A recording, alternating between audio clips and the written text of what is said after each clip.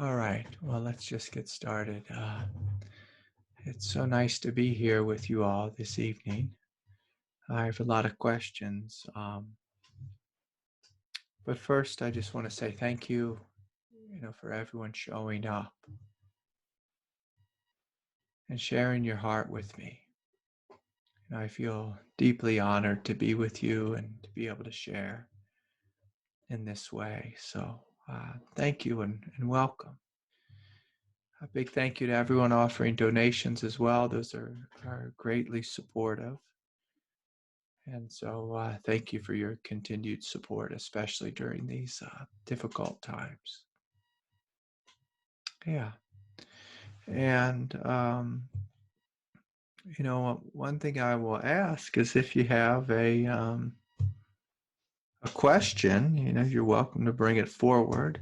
It seems that Richard might be the only one brave enough to ask a question.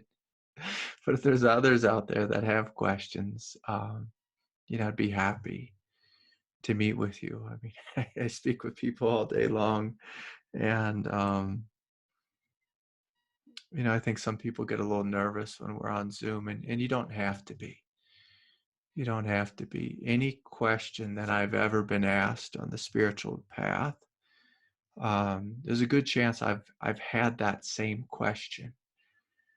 There's not much that I cannot find within my consciousness. And it's one of the beautiful things that happens on the path. The deeper you go, the more of your human self that you see. And the more of your human self that you see, you begin to notice that there is literally one human mind. We oftentimes think that it's my mind, my thoughts, my emotions, my experience, this and that. But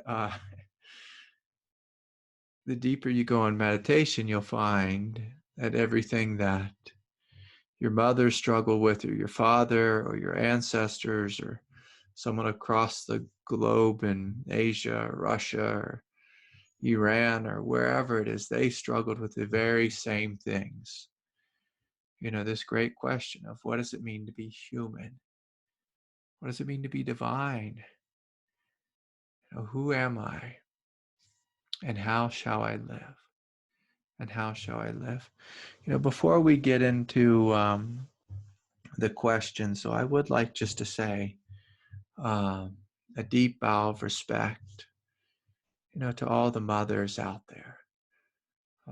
Today's Mother's Day in the United States. I don't know if it's celebrated in the rest of the world, but when I was hanging out with the Tibetans, it was funny. They would just say this thing, all day long. All the teachings kept going back to, this silly thing. It kind of went something like this, is how I remember it. It was basically, be nice to everyone, because everyone at one point in creation was your mother. And it really struck me, when you think of all the lifetimes you've had and all the interactions you have with people. They say, keep in mind that there's a good chance that this individual you were speaking with, that you were frustrated with, was your mother, once upon a time. And I always thought it was kind of funny and kind of silly, and culturally, I think something probably got lost in the translation. But many of us forget, or many of us actually have no idea, the amount of sacrifice that goes into being a mother. Even if we we had a terrible, rotten mother, there's a good chance, that she was up all night with us, that she nursed us, that she held us, that she tried to the best of her ability. We may judge that and say, well, you could have done better, Mom. But, what I would encourage us to just acknowledge is being a parent is the hardest job on planet Earth. Being a caregiver is the hardest job, but especially for mothers. And there's so many great mothers out there, and just a deep bow of respect to all the mothers. And when we begin to see this and begin to acknowledge how many people have cared for us in this lifetime, one of the things that happens is the ego starts to soften. The ego becomes more hard and more rigid the more we buy into this belief that it's me against the world, me against life. As long as I believe that it's me against the world, that's the fundamental program of ego.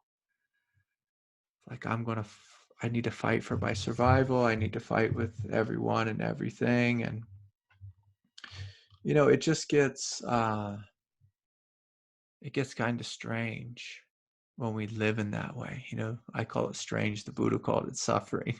But if we have this fundamental belief that it's me against the world, we'll feel isolated, alone, and we'll always be living in a fight or flight response. A fight or flight response. And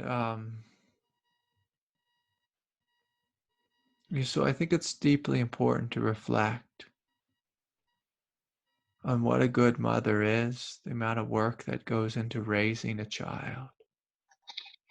And the child oftentimes is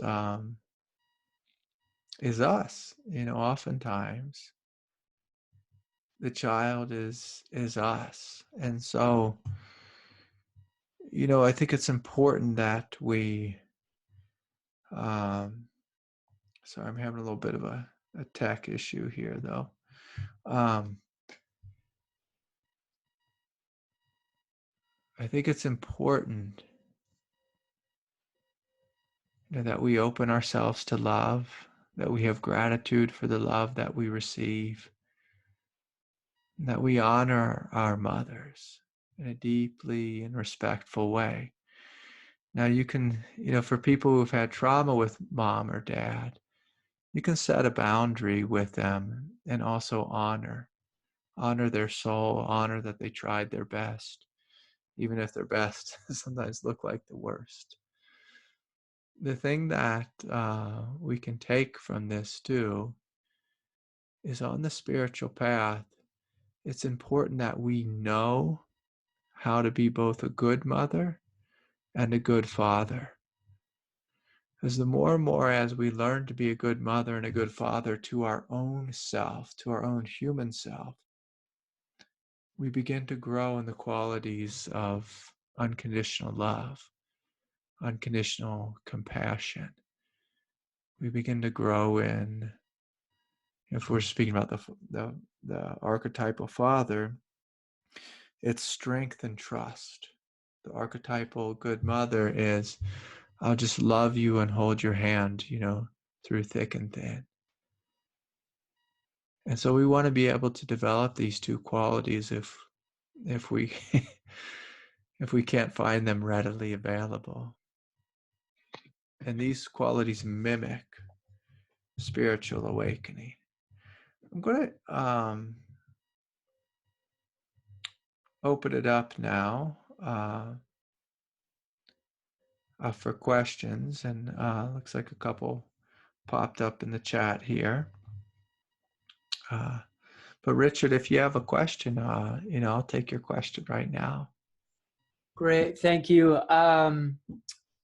Yes, so when big openings occur or big awakenings, whether that be to transcendence or unity or beyond unity or the dropping away of the self-referencing mechanism, there's always a kind of destabilization in the system. And I am curious at this point in your path how you would speak to I just had a big opening and then I binge ate for 3 days. And right. And no problem. That happens. I'm just more looking for how do you ground into that? or just riff on that. Yeah. Excuse me. That's a great question. I'm going to talk about this in a very strange way, just for fun, because I love using this metaphor. When I was probably 14 years old, I started drinking. And I grew up in a house where alcohol was readily available. Alcohol was encouraged. You know, it's a funny thing, but my dad, he was just a big drinker. And I had an older brother. Like when I was 14, he was 19. And my older brother, when he was 15, he looked like he was 21. He could grow a full beard and he just looked like a man. And so he could buy beer, and my dad was always just like encouraging me to drink. He grew up in an orphanage and joined the army when he was 16 years old. He forged his birth certificate, and so it was just like a strange circumstance in my life, I guess in his life as well. And one of the things that I learned early on with this silly metaphor of drinking is how to function in bizarre states of consciousness. Now, I don't drink or use, drugs anymore, and it's been a long time. I'm actually allergic to alcohol, so I can't even attempt to drink. But I developed this skill when I was young of, just how to get grounded and rooted and basically keep it between the lines. And I always thought it was a fun thing. I can also say, in all transparency, I did LSD, I did mushrooms when I was, young. And again, in no way am I condoning drug use.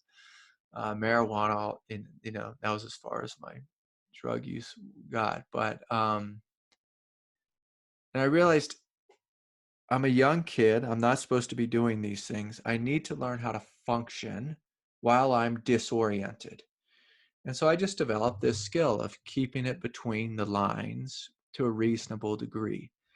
And so when I began to have powerful spiritual experiences, which, continued to overwhelm me and put me into bizarre states of consciousness, I like to be, imagine a different metaphor here, a more spiritual one, of a dakini. And oftentimes dakinis are pictured as one foot in the lotus posture and then the other foot on the earth. And so they're touching the earth, they're rooted, they're grounded in this realm, in this reality. They are honoring the rules of planet Earth. And so I just learned how to do that, learn to honor the rules. Like the thing with drunk driving, again, I was never a drunk driver, so I just want to be clear here, but like the joke was, with if anyone's drunk driving, keep it between the lines, keep it between the yellow line and the white line. And the same is true on the spiritual path. If you're having huge spiritual experiences, you need to keep it between the yellow line and the white line. If we go off too far in one direction or the other, things can get really wonky, especially in 2020. I've spoken with a number of individuals who, I'll just use some examples here. Recently, doctors, lawyers, professionals, people with PhDs, mothers, fathers, who had massive Kundalini awakenings or spiritual awakenings. And they didn't keep it between the lines.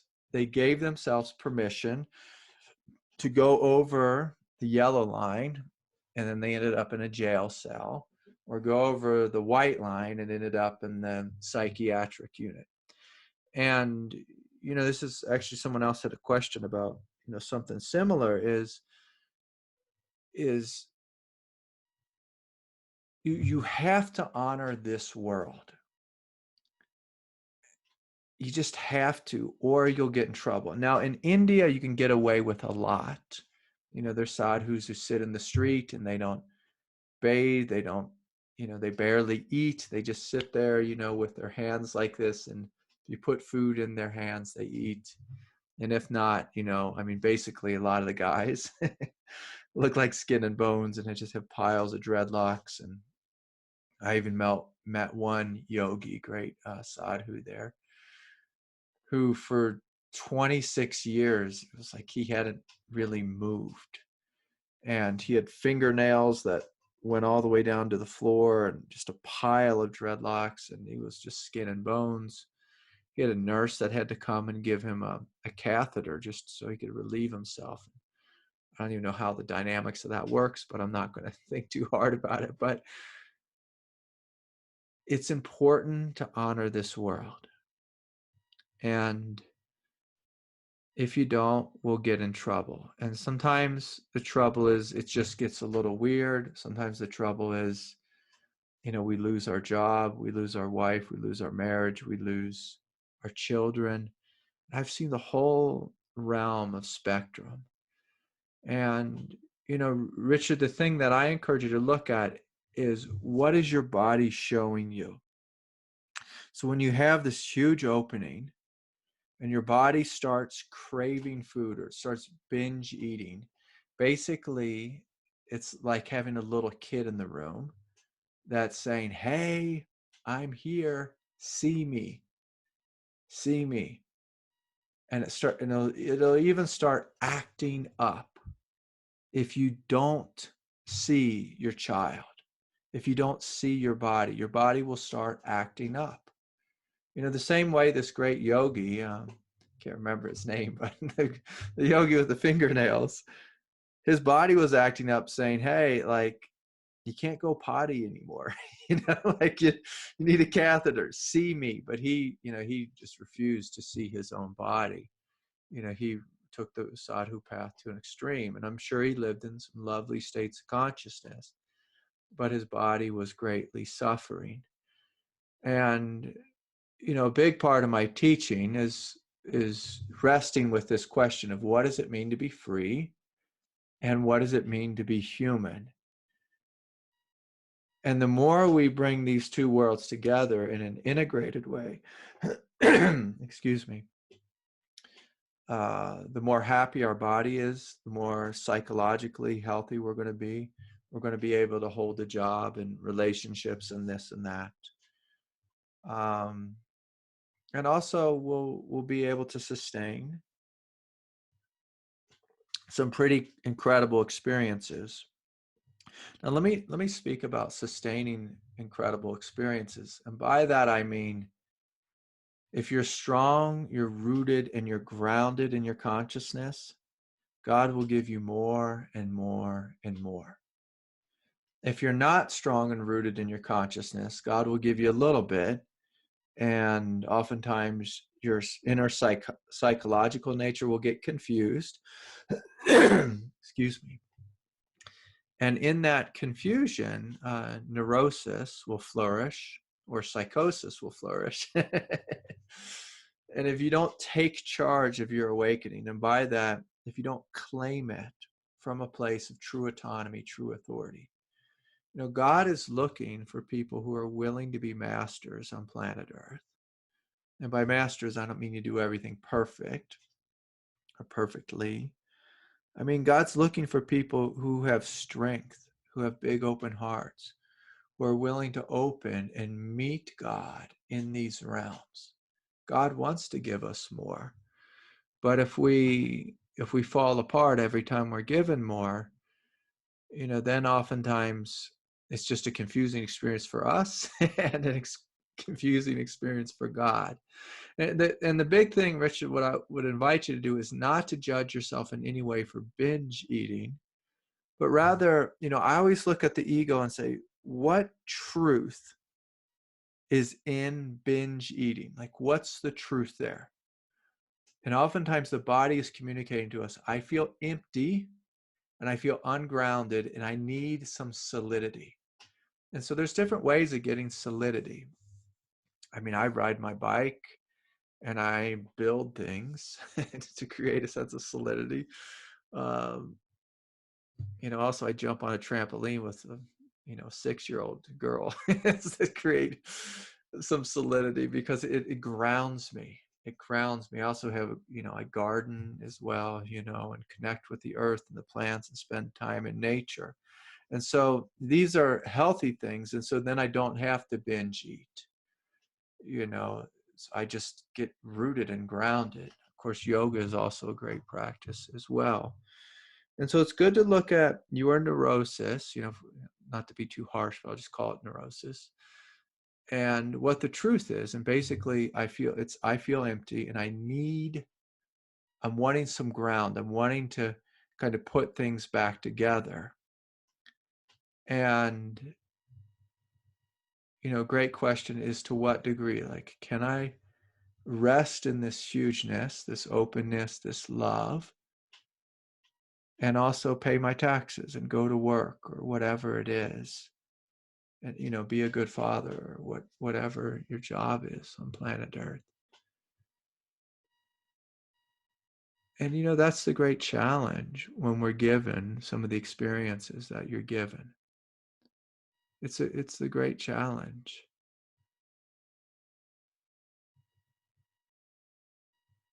And the interesting thing too, if I could just say a little bit more, is sorry, my second live stream is not working this evening on Facebook. It's giving me some trouble. But I had something there and it disappeared. Let me see if I can pick it up again. It's important that we learn to navigate in these waters. And one of the ways we learn to navigate in these waters is through kind of stumbling around. And I'll even just say this, and again, I'm just going to really play with this this terrible metaphor that I've been working with, but just to give yourself permission to stumble around a little bit as a drunk sailor, and just kind of, I'll use a different metaphor, get your sea legs. And so it's good just to play around with this and see see what comes. See what comes, and see if you can get grounded just through opening to it and walking around in it. And so if I think back to, like, when I was, say, 14 and the first time I drank, it was, I'll say this, it was, it was kind of sloppy, just to use, again, a terrible metaphor. But, eventually you learn, not everyone, is, again, a terrible metaphor, but a lot of people they learn how to handle their, there's this old saying, I think it's an old Irish saying, like, how to handle your drink, like how to handle yourself.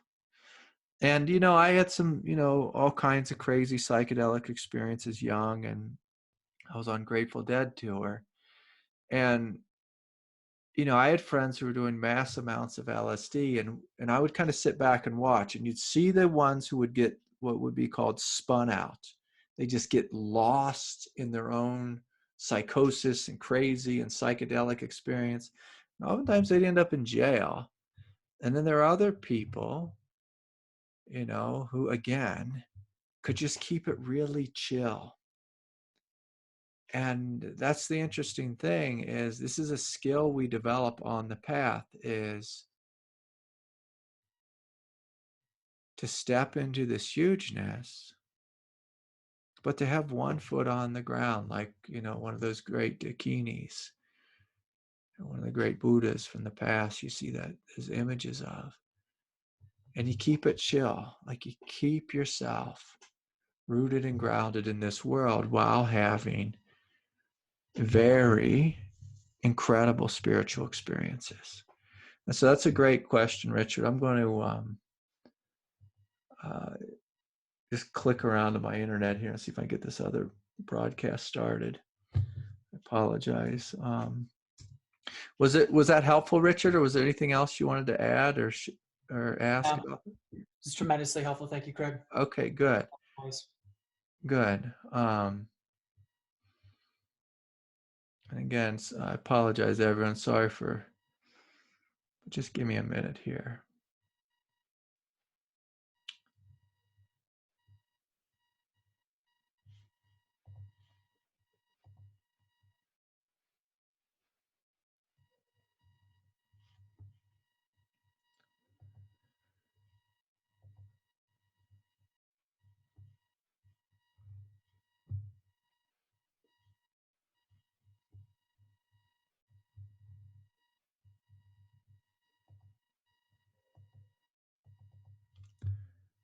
All right, I think I'm going to give up on that one. Okay, so let's see. Here's another question. This one's from Wesley. Hi, Craig. Adyashanti says, in order to discover our autonomy, we must be free from all external control or influence. This means that we must free our mind from all that it has collected, all that it clings to, all that it depends upon. How do you see this? I know you have often encouraged me to call upon support from seen and unseen forces. How does this relate to spiritual autonomy? Yeah, it's a beautiful question. In order to discover our own autonomy, we must be free from all external control or influence. Yeah, so I think what Adya means by external control and influence, he's referring to other people's egos, other people's personalities, our conditioning. And so he's inviting you to let go of that and to come into your own autonomy, which lives in your heart and which lives in your gut. And so I agree with that 100%. Now, the second part of your question is how do you see this? I know you have often encouraged me to call upon support from seen and unseen forces. And so let's make that real clear here. When I'm asking anyone to call upon support, I'm asking you to call upon the grace of God. And let's talk about what the grace of God is and where the grace of God shows up. The grace of God shows up in the space of your mind, in the space of your heart, the space of your belly. Now, Adyashanti may call this head, heart, gut, awareness, heart, and strength or power, and so I'll just use, just a subtly different vocabulary here. But when you come into your heart, if you were sitting with Adya, you may hear the voice of truth, according to Adya. I would say when you come into your heart, you hear the voice of God, which is also the voice of truth, which is also the voice of love, the voice of compassion. In a non-dual sense, you and God are one. And what this human experience is basically God, the universal intelligence, is giving birth into human form in the form of you. This thing is literally giving birth in the form of you. And so I'm not asking you to pray to the Easter Bunny, the tooth fairy, it's like the tooth fairy is the one that I'm having to explain to my 6-year-old daughter now because the teeth are starting to get loose. And so we're not talking about giving our power away to some magical creature that's, magical. I'm inviting you to listen to the voice of God in your own heart. And the voice of God is the voice of your heart. They're one and the same.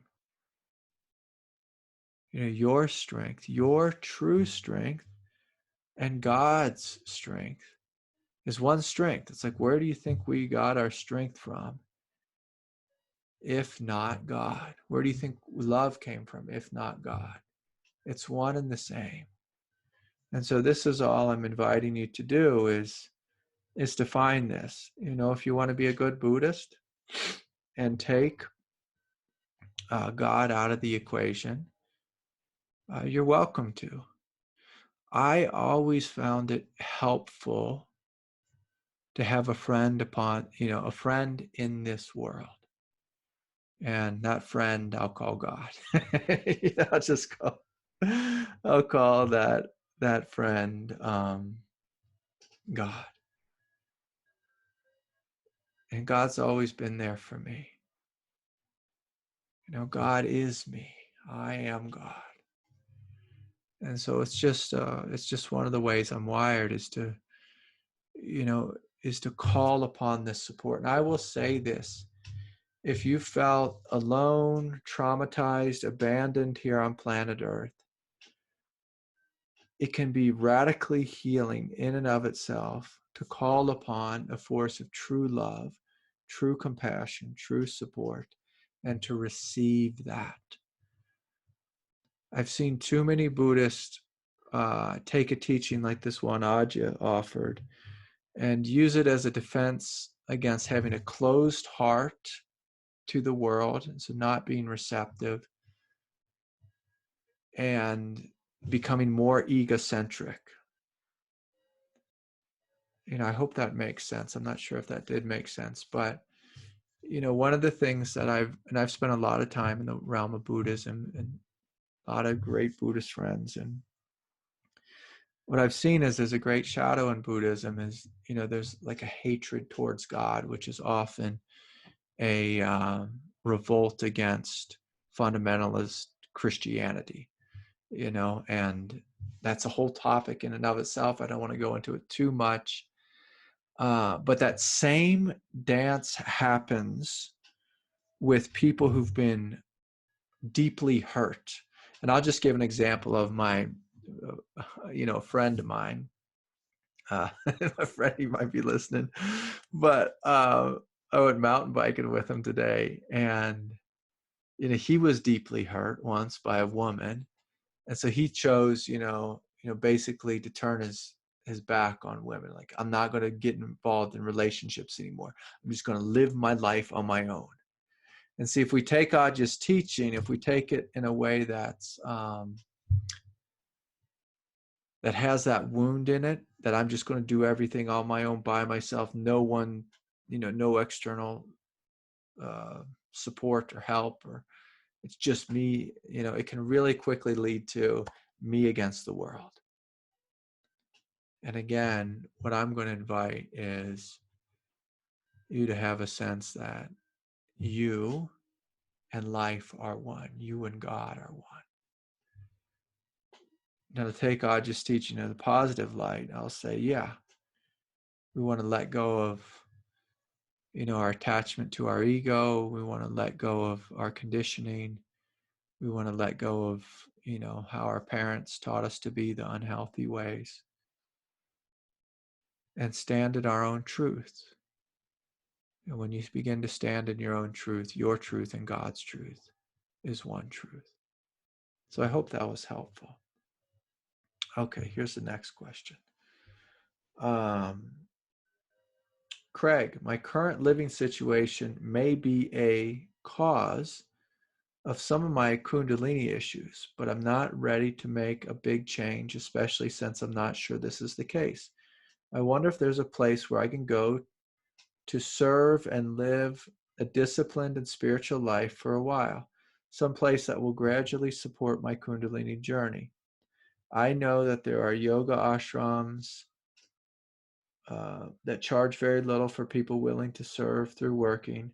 Discipline is not my strong suit, so that is part of the reason I want a community to live in. What I don't know is what teachers or paths are supportive of Kundalini.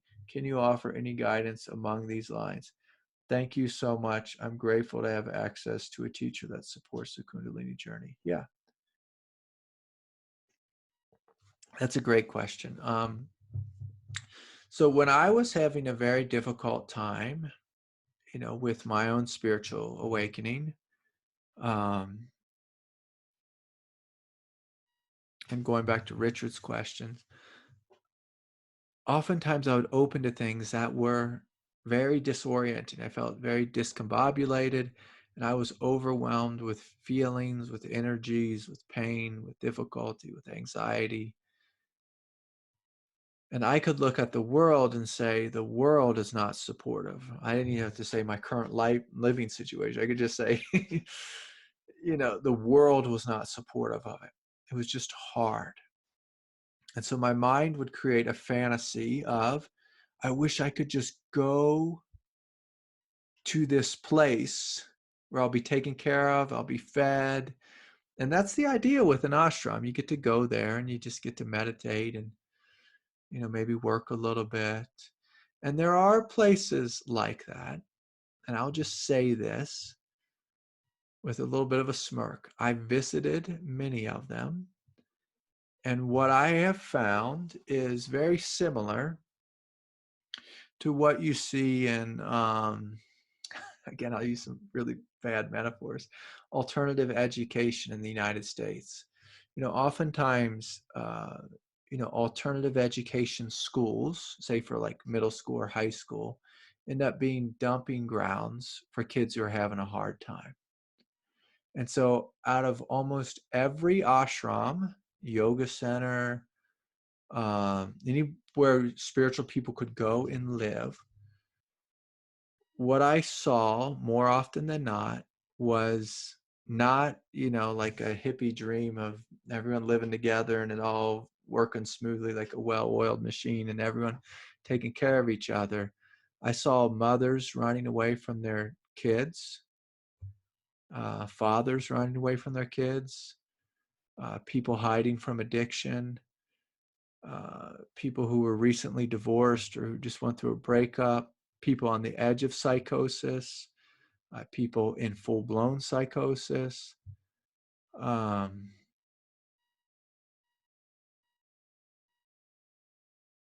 all kinds of people with loose boundaries and intimacy disorders that were preying on other people. I mean, it was a real mess. And I've been around the block. I've been to India back. I've been to, you know, so many centers throughout North America, um, Mexico, Central America. I mean, it's just, I've seen and I've heard too many stories that I would say, oh yeah, you should absolutely go to this place. Now, the intention behind most ashrams is really good. Hey, this is a place where we're not going to be just ridiculously busy with our daily life.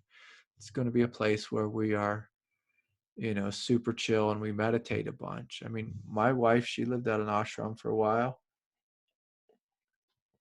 She couldn't wait to just, get the heck out of there because they just worked her to death. Most of the time at ashrams, you have a bunch of people with their heads in the clouds, and then you have a core group of people who are literally being worked to death, providing all the meals and the cleaning and this and that. Some ones I've heard, good things about. I've heard good things about Green Gulch, which I believe is in San Francisco area. Spirit Rock probably has some programs. Shambhala probably has some programs. Taramandala out by me has a program. And basically a lot of times they're, like a summer program where you do like a work study. But again, the living tends to be really hard. Oftentimes you're living in a tent or a little hut or a little dorm. And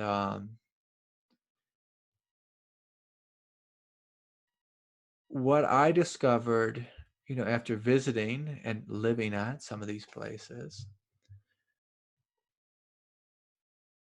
was that there's a lot more crazy inside ashrams than outside of ashrams. and, and my illusion was this is where, the really disciplined people are going to live and to practice. And it was rare that I found lots of discipline. More often I found people who needed mental health support and they just ended up at an ashram. And again, I just apologize for being so harsh, but I've been around the block here. So eventually I let go of that idea, that ideal. And I looked at, again, I looked up at God, I looked at my experience, I looked at the difficulty of my life. And what happened is I began to trust that the challenges God gave me were a part of my path. And so my biggest challenge while going through Kundalini Awakening, besides the physical pain of it and all the experiences of it, was that I was so utterly broke. I mean, I'm still paying for those years. I had a good about 8 or 10 years where I just became so in debt, and so destitute. I was always like one step away from being living on the streets, and I was trying to support 2 kids that I had. And I was always begging to go to that ashram, and then it morphed into an island somewhere. And then it morphed into me screaming at God for not supporting more fully. And then I had to discover, this teaching that Wes was bringing forward. Can I look inside and find my own strength? Can I find my own autonomy? Can I get connected with my power in the face of this difficulty?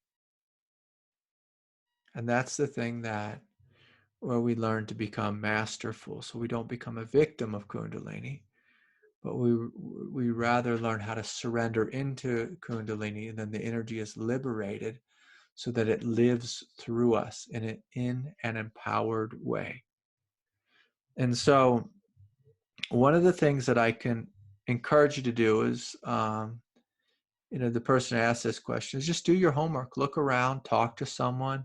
You can always do an interview at one of these places. They normally will do a Zoom interview to see if you're a good candidate to live there, but you also interview them. Go and visit the ashram and see if you feel like this feels like home, or go there and spend 4 or 5 days there and see if it seems like the nut house. Again, I apologize for being so harsh, but go look, go investigate it. One of the ways I learned to deal with this, my own experiences, instead of living so much at an ashram for an extended period of time, was I chose to do at least one retreat every season. So I would do anywhere between 4 to 10 retreats a year.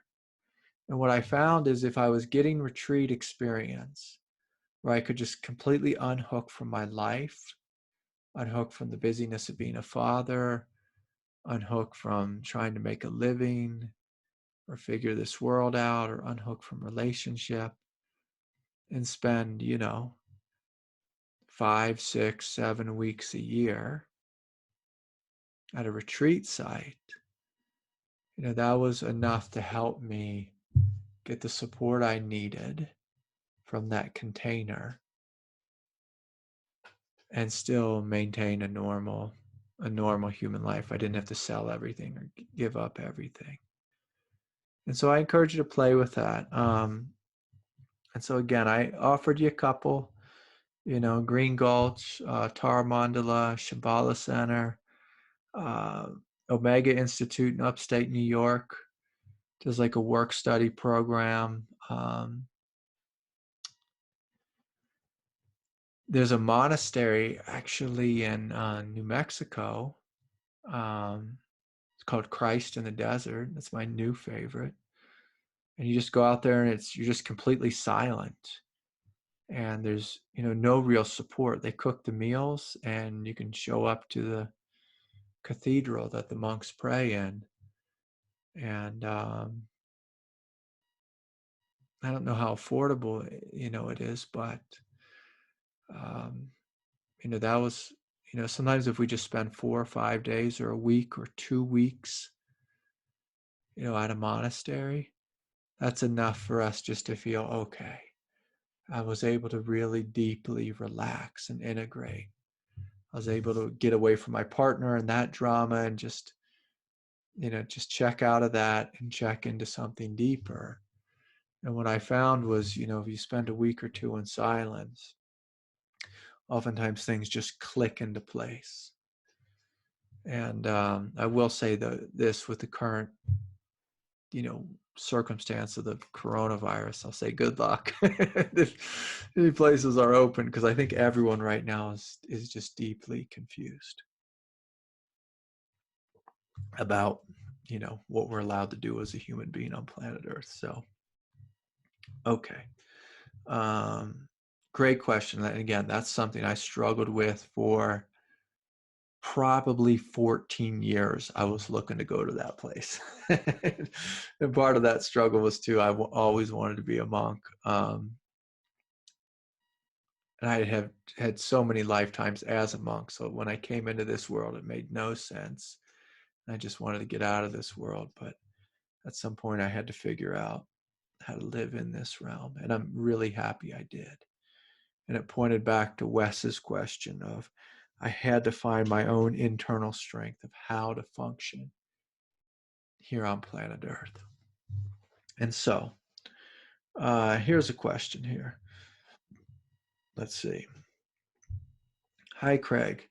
I know dramatic emotional openings are sometimes part of the path, but I'm curious about the opposite. My Kundalini awakened a year ago and energetically has been incredibly intense, but emotionally it feels like I have this big block and most everything feels flat.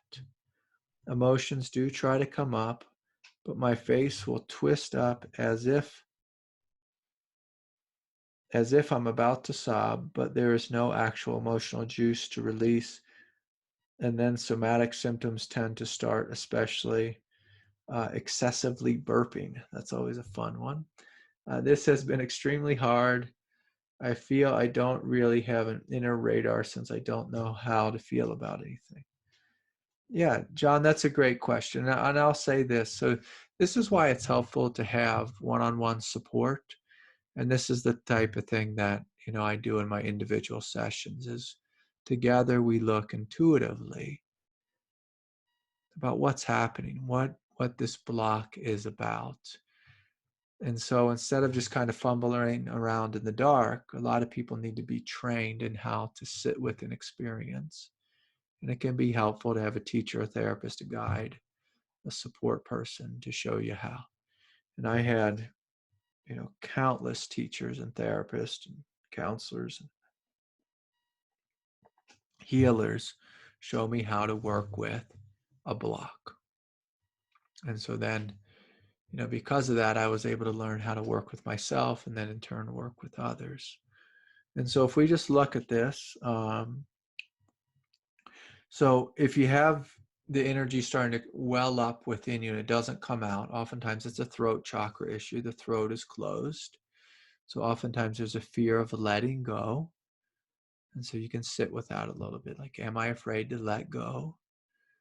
And you could play with, completing a sentence like, if I were to let go, what do I imagine would happen? Like, what scary thing do I imagine would happen? Oftentimes we clench in the throat because we imagine something might happen if I let go. Like my big one was, if I let go, I'm going to go completely crazy. I thought I was going to go crazy for 20 something years of my life. And I never went crazy. I had some crazy thoughts, crazy feelings, but never went crazy.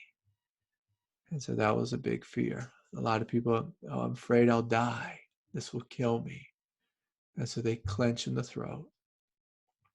With the belly opening, again, the belly is also connected with control. And so as the belly opens up, a lot of energy, a lot of fire gets created there. And oftentimes people are afraid of their own energy, their own power, their own force, this immense strength that's in the belly. And so people clench there. There's a blockage there in the solar plexus. And then pressure builds, and then burping, builds up, and it just gets weird. And the burping is just Kundalini fire in the belly, and it just mixes and with the belly energy and the biological nature of the belly and creates a bizarre experience. And so, again, this is something that's more well suited for individual work with a teacher or support person. And so, a big question is, am I afraid to let go? Am I afraid of my own power? Am I afraid? Do I have a silly belief like men aren't supposed to cry? Can I get comfortable with crying? Do I need to hold these tears back? But the nature of being open is all the doors are open. And so then energy flows. And after the energy flows, then the symptoms tend to go away and integration happens. So I hope that makes sense. Okay. Hi, Craig. Can you speak about finding the right meditation path for oneself? Yeah, this question I think is fairly straightforward. Kyle, I encourage you to feel into your heart and just notice which path your heart says yes to. Which path your heart says yes to. And I'll give you an example of this. I met my teacher when I was quite young, and he taught me to meditate, and everything he taught me, my heart just said yes to. It was just, oh yes, like, this is good. This is good instruction. I didn't even think about it. It was like I just came from the desert today. And when you come from the desert, all you want is the biggest glass of water. And your body just fully receives a big, tall glass of water after being in the desert. And I want you to imagine that's how the path should be in regards to the right path, in regards to choosing a teacher, in regards to lineage. There should be a sense of, this feels right. It feels true. I happily receive this. Now, the problem in 2020 is because we have access to so many different teachers and teachings, our mind gets a little bit carried away with our YouTube search feed, and we kind of play in the spiritual materialism as we click on this one and then click on that one and click on the next one. And, we're exploring Zen and Tibetan Buddhism and Vipassana, and we're studying, mystical Christianity. And, I love this one. I'll just say it out loud just as a joke: crystal rubbing, and essential oils. And just to notice, is my mind simply shopping around? Like, do I like Mooji because there's a lot of people around Mooji and I think that means something?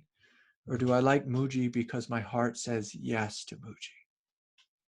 Like the same with Adya. Like, do I like Adya because my heart says yes? I assume if you're showing up here, your heart is saying yes to something here. And so to follow that, just to follow that quietly, to trust it quietly. And if you get confused, I like to, invite people to do an immersion. And so I do a Wednesday night meditation class. Show up to 3 or 4 in a row and see if this is your thing. I've done immersions in Zen, immersions in Vipassana, immersions in Tibetan Buddhism. And I love Buddhism, love the different lineages of Buddhism. But, I only get like a half of a yes to Zen Buddhism. I only get half of a yes to Tibetan Buddhism. I only get half of a yes. I get a quarter of a yes to Vipassana because it's just too mentally based, especially the way it's taught. And so I like to, I studied these traditions in the past. I took the benefits from them. But then I just came back to what my teacher taught me. And so, I think people really complicate meditation. I mean, the big thing is can you be receptive to what's here? And I like to think of being receptive to two things: to your true nature, and then as we become receptive to our own true nature, like the spaciousness of our mind, the love and the unity of our heart, quiet strength and power of our belly. And after we get rooted in that, I like to call upon God and invite God to flood this true nature with light, to see what happens, to see what comes. And so I call upon God's intelligence, honoring that it's a much greater intelligence than my own, And I think that's important for many of us to honor, is that oftentimes God will guide you to the right path. God will connect you in a different way than YouTube connects you. YouTube just uses an algorithm, just throws things at you and sees what sticks. But God will bring you things, especially if you call upon her. Say, will you show me? Will you lead me? Will you guide me? And so you don't want to think too hard about meditation. You just want to open and notice, where does my heart just say yes to this? And if that's, too airy-fairy, a different way of saying it is, when you sit down in meditation and in different practices, in which practice does the energy move the most? Does it come alive the most? And you'll feel that. Like with Zen Buddhism, it's like, I just get really silent. And it's beautiful, and it's vast, and it's free. And of course, I love that. But at some point, there's part of me that wants this grace to start pouring down and flowing into the room, flowing into the world, integrating with my body, my human self. So I hope that makes sense. Is you just follow the energy, try different traditions, and just see. Okay, so here's one more. This is from Mark. Mark writes, I can vouch for Christ in the desert, an amazing place, abutting a vast national park. The silence there is superb. It's just incredible. It's in the Chama River Valley, and it's one of the most, I think it's the most isolated monastery in North America. Some people say in the world, but it's amazing, an amazing place to be. And in defense of monasteries, just going back to that, oftentimes there's a power there, a force there, that in and of itself, despite if there's crazy people there, so let me clarify that. Oftentimes the monastery itself, the convent, the ashram, has its own force and its own light, which can be deeply healing and also can be incredibly difficult as well. And so you may think your home life is difficult, but sometimes when you go to a spiritual place, the spiritual energy is so intense, it's just bringing stuff up.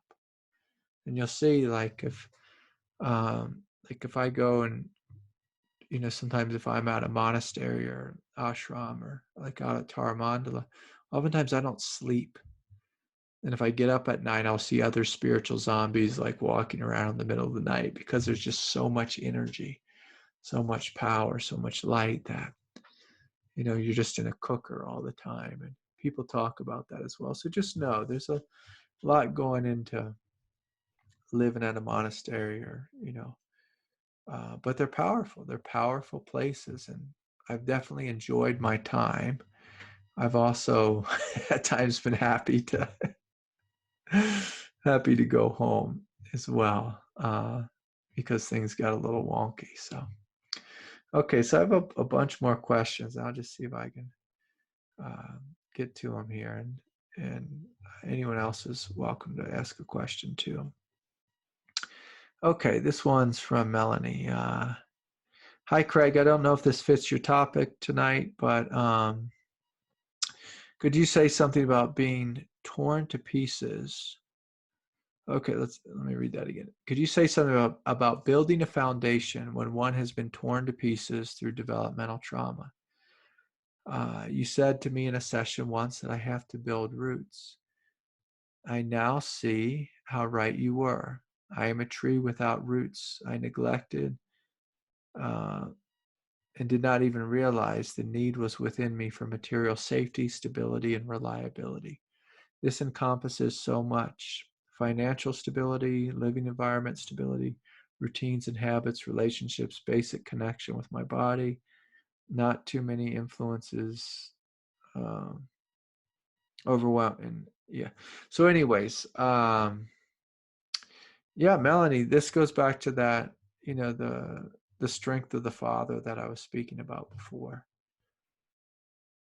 I'll put it in Zen terms. We need to have a strong back and an open heart. The strong back gives us the strength to create roots here on planet Earth. And the beautiful thing about life on planet Earth is it demands you grow roots. If you don't, I'll use this word, you will get your butt kicked by life. You'll just be tossed around. So we need to find our strength. I can't emphasize this enough. And so it's absolutely necessary. So one of the ways we build roots is through having discipline, through having a strong meditation / yoga practice. I did this silly thing on YouTube where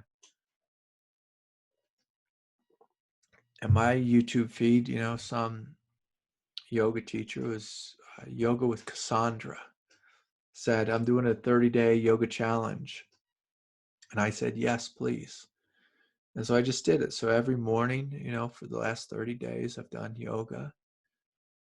And it's helped me develop a foundation of not only inner discipline, which I already have, but inner flexibility and outer flexibility.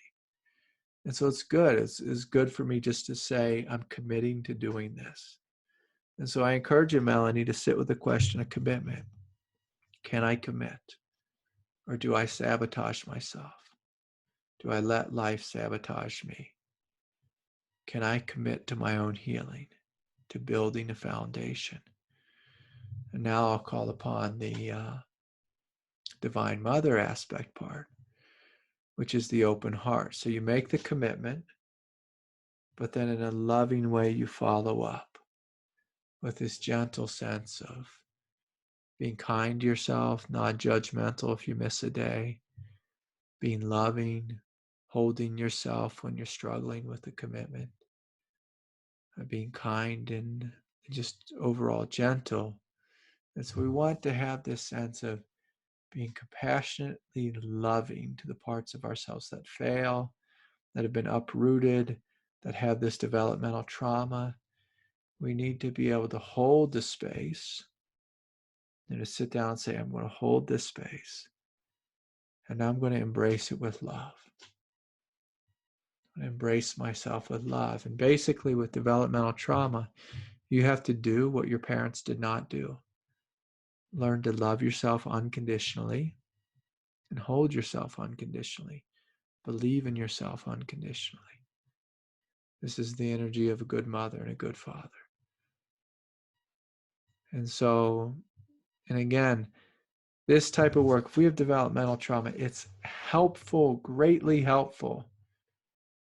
And if you have a relational wound, to do some type of relational work, so counseling work, healing work, massage therapy, body work, but to have a team of support people so you can heal that relational wound and also build up that sense of love for yourself, to yourself, so you can also love yourself in an autonomous way. I hope that makes sense. Okay. A couple more questions here. Craig, how to listen to the inner voice and act from integrity and speaking up in situations. How do I know if this is an obsessive compulsive or neurotic behavior, or is it God's inner guidance? So basically, the question is how do I listen for the truth within myself? So there's that old saying, the truth will set you free. And so when you follow the truth, it will lead to greater freedom, a greater sense of love. It will be in alignment with wisdom. But the way I discern, whether it's my ego co-opting the truth or the truth, God's truth, my truth speaking through me, is the truth is always simple. It's uncomplicated. It's not idealistic. It's just really basic. And it'll just say something like, just go this way. Just go this way. Sometimes the truth will come with a power. If someone's like messing with you and they're breaking your boundaries, sometimes they'll just say, no, knock it off. Can't talk to me that way. But then after you've said it, it's just done. And so the truth arises and it'll fall away very quickly. And by fall away is, it'll come forward, it'll speak up,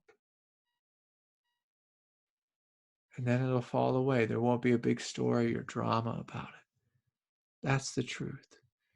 And so we want to listen for that silent wind to flow through us. Let it lead us, let it guide us.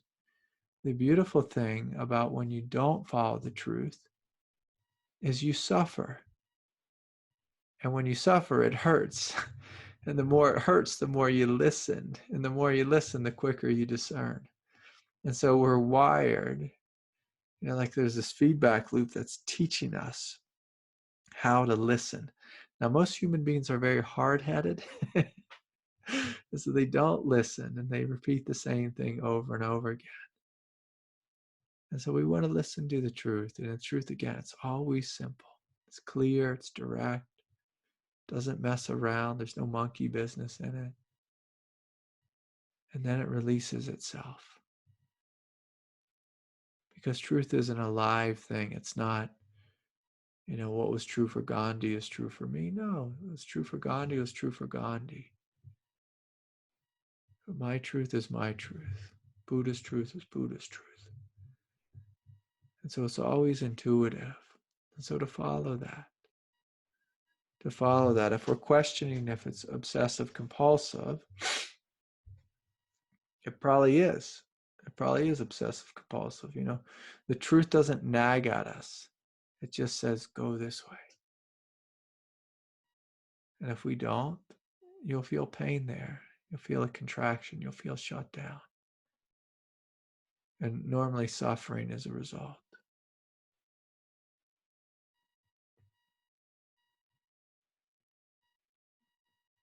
Okay. Here's a question. Hi, Craig. Can our imagination be a doorway to our awakening, and how?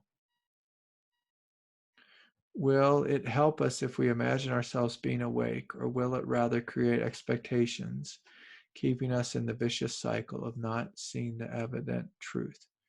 Imagination seems to be the power of our mind, but it can lead also to beyond it. All the best, Wim. Yeah, Wim, use imagination. One of the things that I heard a couple different, I heard the same thing from two different teachers, my teacher and another teacher. You have to believe that you can wake up in this lifetime. When you choose to believe that I'll just say this out loud, I, Craig Holliday, can wake up in this lifetime. If I choose to believe that, what happens is I step into my power, my energy, my autonomy, like Wes was asking about earlier. If you don't believe awakening is possible for you, one of the unconscious things we do is we give our power away to our ego. And so let me see if I can say that again. there's this silly dance that happens. Like again, I'll go back to, I love talking about drinking tonight for some reason, but I'll talk about drinking. If I think I'm an alcoholic and I'll never be able to quit drinking, I give my power away to the drink, and then I'll never, be sober. But if I'm a drinker and I start to believe that I can become sober, I can get the coin, the coin you get at AA. They give you a coin after like a month or 6 months or a year or whatever it is. You say, I'm going to be a coin holder one day, 20 years sober, whatever it is. You have to believe you can be sober. If you don't believe it, you give yourself permission to drink. If you don't believe you can quit smoking, you give yourself permission to smoke all day, every day. The same is true with spiritual awakening. If you don't believe that you will wake up in this lifetime, if you don't believe it wholeheartedly in your mind, your heart, your soul, your belly, throughout your being, if you do not believe this, one of the things you're unconsciously doing is you're giving your ego permission, basically to, I'll use this terminology, to screw around. You're giving it permission. And so, and you watch that. Your ego, it loves time. Like, oh yeah, I probably won't wake up in this lifetime, but maybe next lifetime. And so are we going to take our past seriously in this lifetime? No. But you take your past seriously if you say, I'm going to wake up in this lifetime. And so, Wim, if you want to call that imagination, you can call it what you want. I just call it walking in the direction of truth. And so if your imagination is you walking in the direction of truth, you're doing something right. If your imagination is that you're going to become the next Maha Satguru and whatever, create a cult, it's probably going to end poorly for you. It's probably going to end poorly for you. And so, a couple more questions here. How's everyone doing? Are you guys doing okay? Yeah. Yeah, it's good to see your smiley faces. Okay, just a couple more here. I had a lot of questions this week. Okay. Let's see.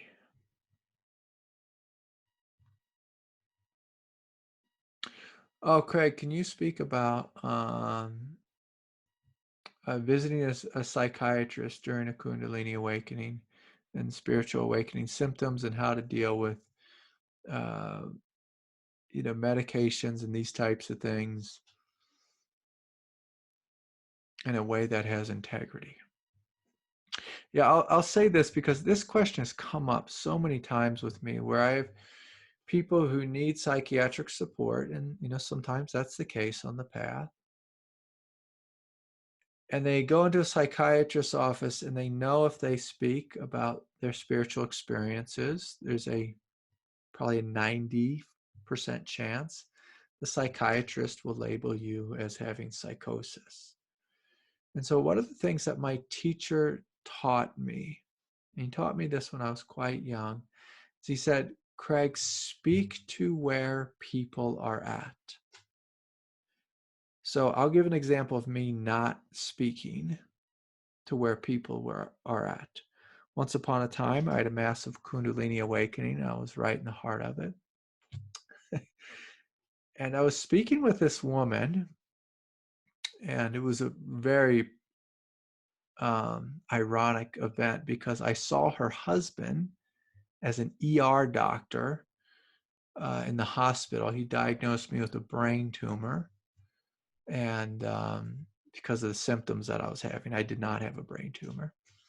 But I told him my symptoms, and he said, you have a brain tumor. So I confused one boy in the, at the hospital. I actually confused a lot of people at the hospital when I open-heartedly shared my experience. And then when I spoke with his wife, I confused her. And so her husband diagnosed me with a brain tumor. The wife of the doctor diagnosed me with eating too much gluten, which is so hilarious. He said all my symptoms would go away if I stopped eating gluten. And, my kriyas and all the spiritual awakening symptoms and the anxiety and the fear and the terror. And so if you're going to speak with someone, you need to speak in a way that they can understand. And so if you're going through a massive Kundalini awakening and you need psychiatric support, like medication, it's helpful just to tell them, I feel anxious, I feel overwhelmed, I have racing thoughts, I have tremendous amount of feeling in my body, and speak about the physical sensation. So you're not lying to them. And if you see the face of God, you don't need to tell your psychiatrist, I saw the face of God. It really was the face of God. If you're psychotic and you saw the face of God, tell them that, and they'll, point you in the right direction. But if you are rooted and grounded in your experience, you're having big experiences, but you feel like you actually do need an SSRI or whatever it is, just tell them you're having a hard time. They don't need the details of all the visions you're having. All they need to know is you feel overwhelmed and you can't handle it in this moment. I'm not the biggest fan of medication, but for some people it is helpful for periods of time. And so, if someone really needs a med, I say try it for 6 months, 8 months, a year, and then see if you can wean yourself off of it when things calm down. And so I hope that was helpful. It's been really nice seeing you all, seeing you all on Zoom, and it's just a lovely way to connect with each of you. I want to give a shout out to Denny. Denny's been helping with some of the social media in the last couple months. So big thank you to Denny in Alaska. And I know I covered a lot today, and there's just a lot of questions, but the big thing is for you to be connected with your experience. And so I'm going to invite us all right now just to notice right here, right now, the peace that's here, the immense silence, and this gentle love of your heart, and this innate goodness of your heart, and how precious that is. This innate goodness, this love, this spaciousness, the smile at yourself. The same way a mother would smile at a newborn baby. You smile at yourself. Follow your truth. And I'll see you next time. So maybe I'll see you Wednesday night. May peace be with you all. And have a wonderful night. Thank you all for the donations, and bye for now.